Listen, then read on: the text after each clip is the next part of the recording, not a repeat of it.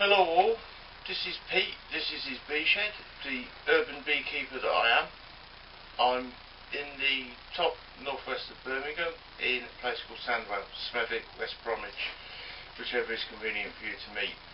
Approximately from my feet I'm about half a mile away from the M6-M5 interchange.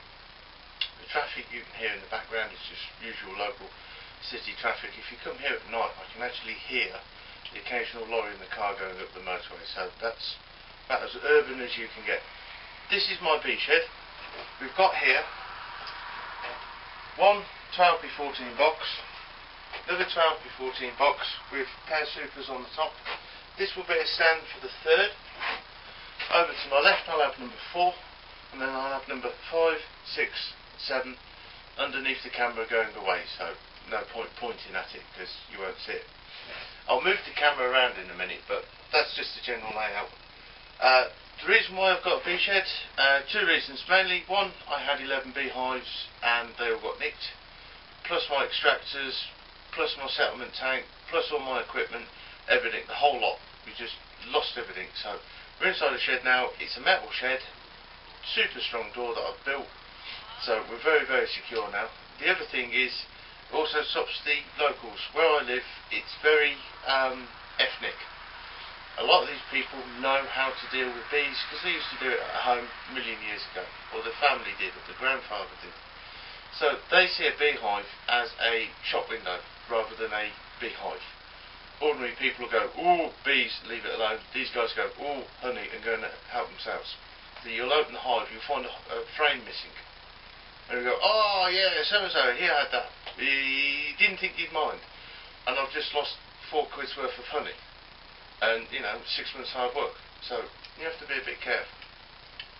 I'm going to start having outside apiaries around the West Midlands, but that's another video that we'll do later on.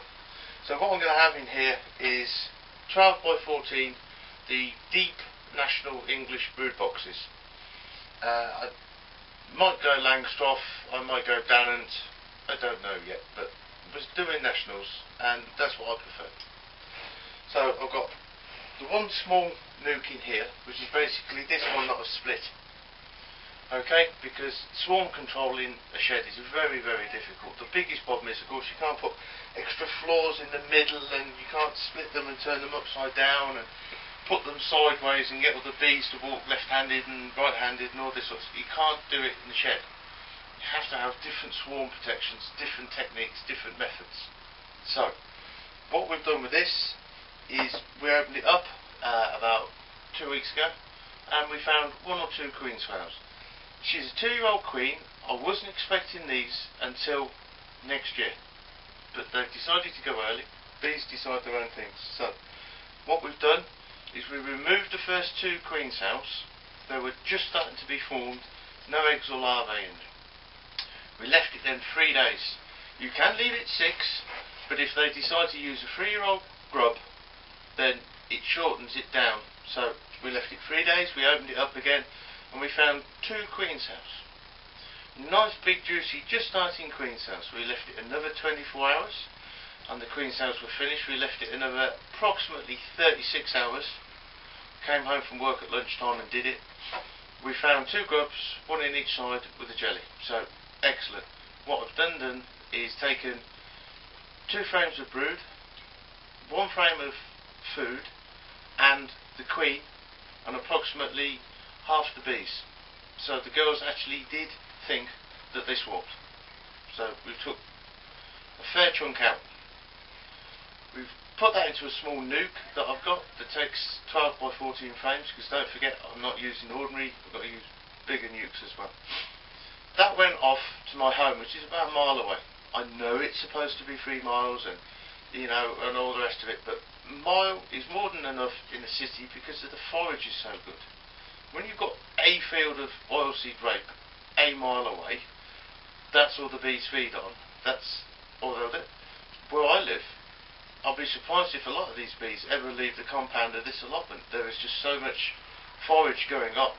You probably get away with 10 beehives on this allotment anyway, and you'll probably find that 2 of them would never ever leave the fence, and only the other 8 would only go as far as the back gardens.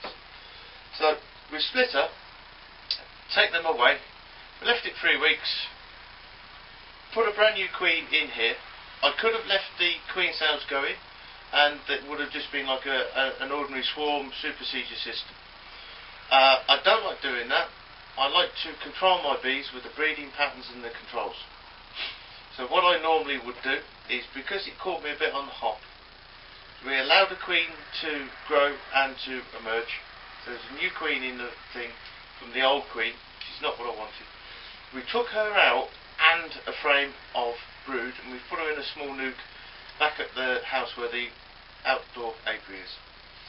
Requeened her with a new queen of known stock and value, and we've got in the top here a sugar tray at the moment. This is the super that they started to work on.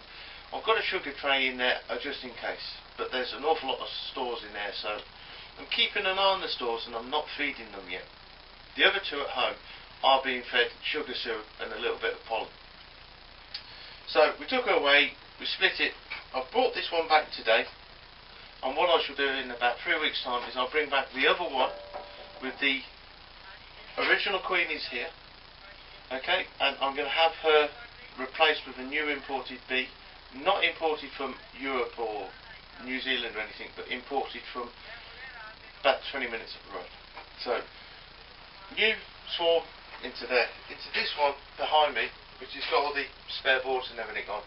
What we're going to do over there is the queen of the new breed, the small bit of brood and stores that she took with her, we're going to put into the nuke. We're going to grow that up into 5 frames, and we're going to base this here. The reason why we're doing this is basically I need to produce more bees. I want more bee hives. I've got 2 at the moment. I need to jack that up to 6. I've got 3 nukes coming this year, and I've got a few more surprises up my sleeve, but that's for a later thing. But basically 18 months from now I want 20. 4 years from now I want 40. So this is a hobby that is going to make me a lot of interest and time, but it's also going to make money. It's not a hobby just to be a hobby. This is a hobby that has to pay for itself. My allotment, my small holdings, everything pays for itself. If it doesn't, I kill it and I get rid of it.